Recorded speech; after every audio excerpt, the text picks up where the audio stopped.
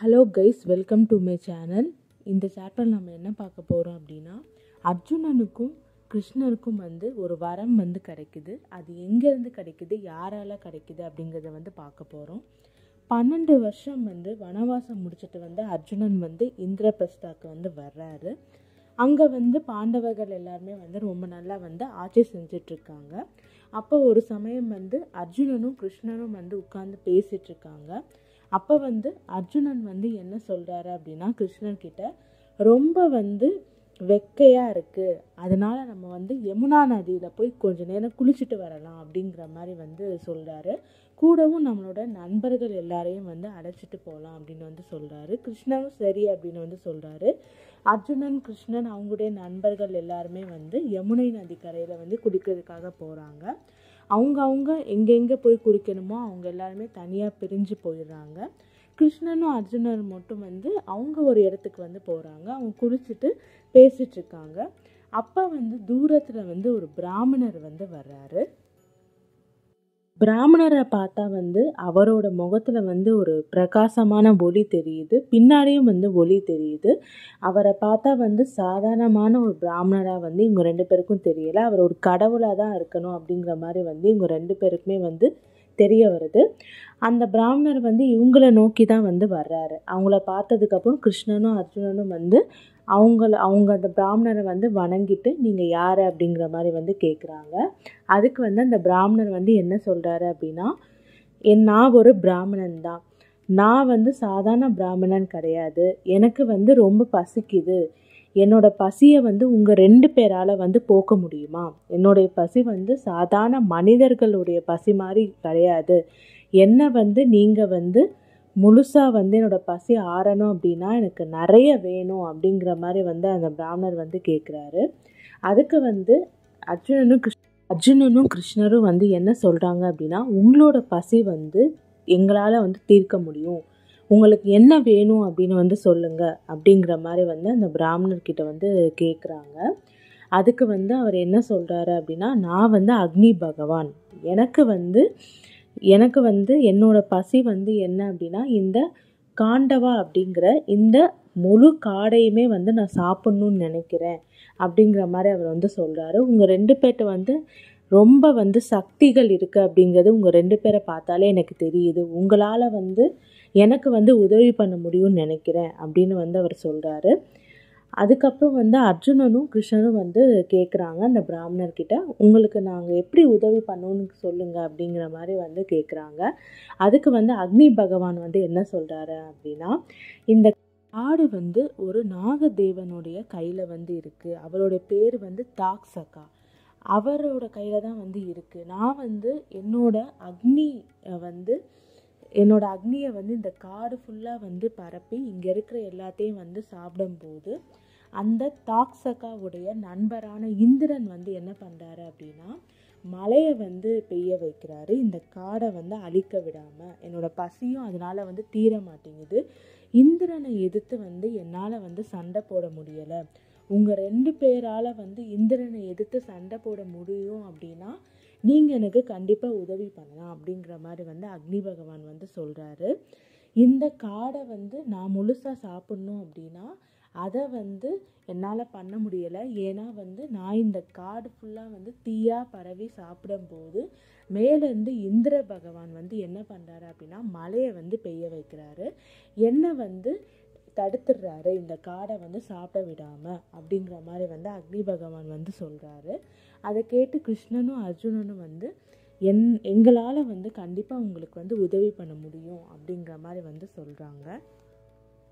என்ன சொல்கிறாரு அப்படின்னா, எனக்கு மிகப்பெரிய ஆயுதங்களை எப்படி உபயோகப்படுத்தணுங்கிறது தெரியும். ஆனால் அந்த ஆயுதங்களை நான் உபயோகப்படுத்தணும் அப்படின்னா அந்த ஆயுதங்களை ஏந்தி செல்றதுக்கு ஒரு பெரிய ரதம் வேணும், அந்த அளவுக்கு சக்தி வாய்ந்த ரதம் வேணும். அவ்வளோ ஆயுதத்தை அந்த ரதத்தில் நான் வைக்கிறதுக்கு.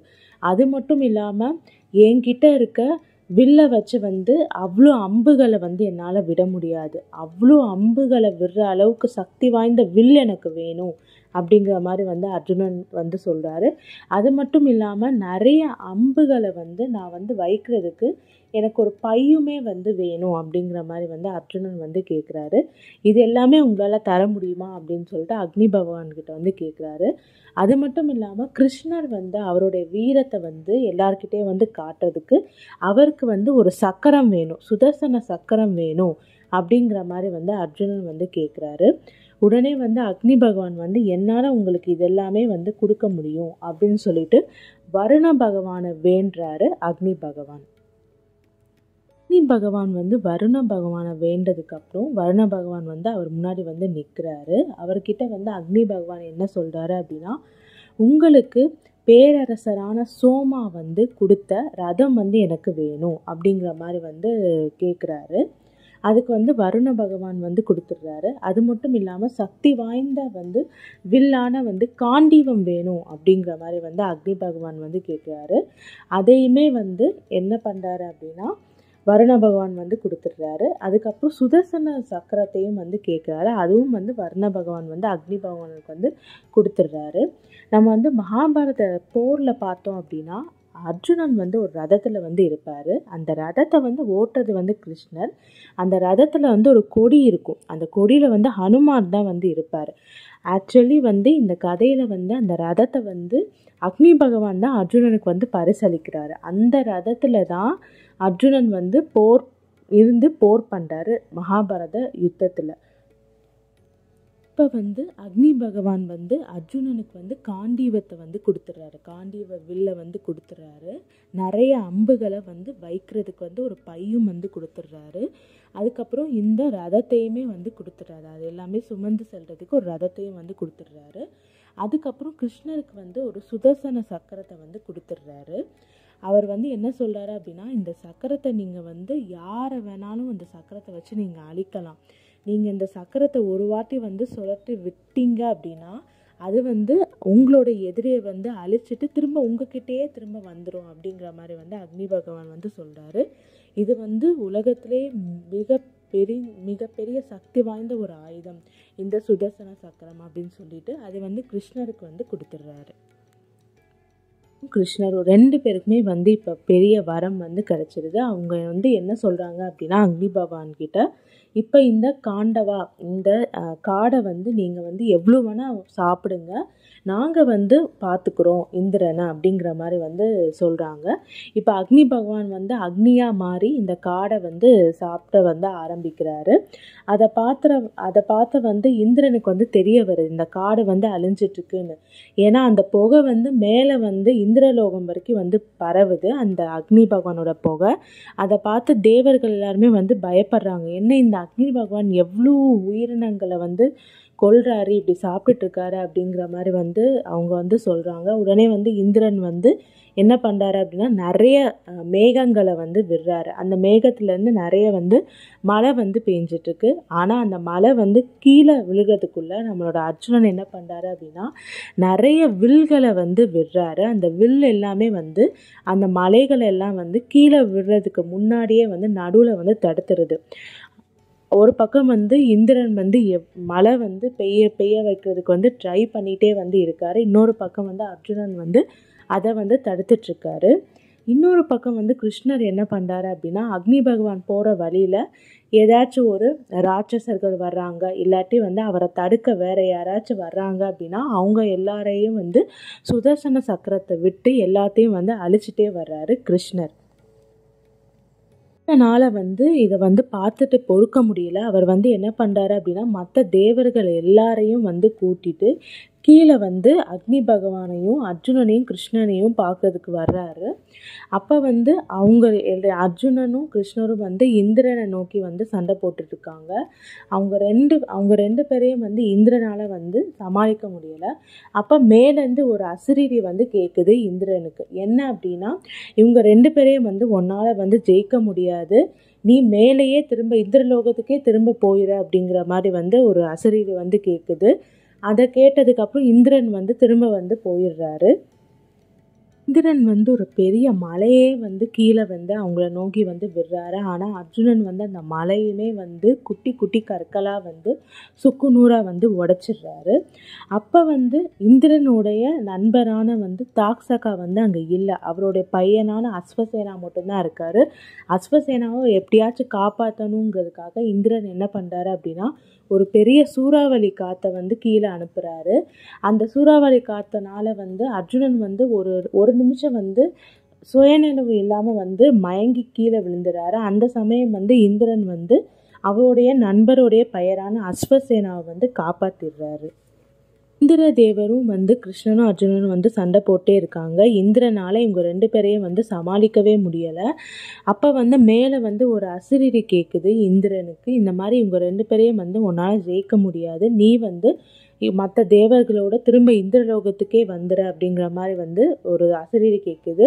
அது கேட்டதுக்கப்புறம் இந்திரனும் அவங்களோட சேர்ந்து வந்த மற்ற தேவர்களும் வந்து திரும்ப இந்திரலோகத்துக்கே வந்து போயிடுறாங்க. ஒரு பக்கம் வந்து இந்த அக்னி பகவானை தடுக்கிறதுக்கு வந்து ஒரு ராட்சசன் வந்து வர்றான், மாயா அப்படின்னு சொல்லிட்டு. அவனை வந்து அடிக்கிறதுக்கு வந்து கிருஷ்ணர் வந்து என்ன பண்ணுறாரு அப்படின்னா சுதர்சன சக்கரத்தை வந்து விடுறாரு. இன்னொரு பக்கம் வந்து அக்னி பகவான் வந்து அவருடைய நெருப்பை வச்சு அந்த ராட்சசனை வந்து அடிக்க ட்ரை பண்ணுறாரு. அப்போ வந்து அந்த ராட்சசன் வந்து நேராக வந்து ஓடி வந்து என்ன பண்ணுறான் அப்படின்னா அந்த அர்ஜுனன் கிட்ட வந்து நிற்கிறான். அர்ஜுனா என்னை காப்பாற்ற அப்படின்னு சொல்லிட்டு அர்ஜுனன் கிட்ட வந்து நின்னதுக்கப்புறம் கிருஷ்ணர் வந்து அவரோட சுதர்சன சக்கரத்தை வந்து விடுறது வந்து தடுத்துடுறாரு. அதுக்கப்புறம் வந்து அக்னி பகவானுமே வந்து சாந்தி அடைஞ்சிடுறாரு. அப்படிங்கிற அந்த அரக்கனை வந்து அர்ஜுனன் வந்து 2 பேர்கிட்ட வந்து காப்பாற்றிடுறாரு. மேலே வந்து இந்திரன் என்ன பண்ணுறாரு அப்படின்னா கீழே வர்றாரு. கீழே வந்து இந்த மாதிரி உங்கள் 2 பேருடைய சக்தியை வந்து பார்த்தேன், உங்களுக்கு என்ன வரம் வேணும் அப்படின்னு சொல்லிட்டு அர்ஜுனன்கிட்டையும் கிருஷ்ணன்கிட்டையும் வந்து கேட்குறாரு. அர்ஜுனன் வந்து எனக்கு நிறைய சக்தி வாய்ந்த ஆயுதங்கள் வேணும் அப்படிங்கிற மாதிரி வந்து கேட்குறாரு. அதுக்கு இந்திர பகவான் வந்து உனக்கு வந்து நீ போர் புரியும் போது உனக்கு எப்போ அந்த ஆயுதங்கள் தேவைப்படுதோ அப்போ உன்னை வந்து சேரும் அப்படிங்கிற மாதிரி வந்து சொல்லிடுறாரு.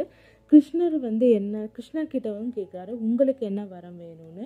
அதுக்கு வந்து கிருஷ்ணர் வந்து நானும் அர்ஜுனனும் எங்களோட உயிர் பிரியும் வரை வந்து உயிர் நண்பர்களாக வந்து இருக்கணும் அப்படிங்கிற மாதிரி வந்து அவர் வந்து கேட்குறாரு. அப்படியே ஆகட்டும் அப்படின்னு சொல்லிட்டு இந்திர பகவான் வந்து வரவழைச்சிட்டு மேலே கிளம்பி போயிடுறாரு.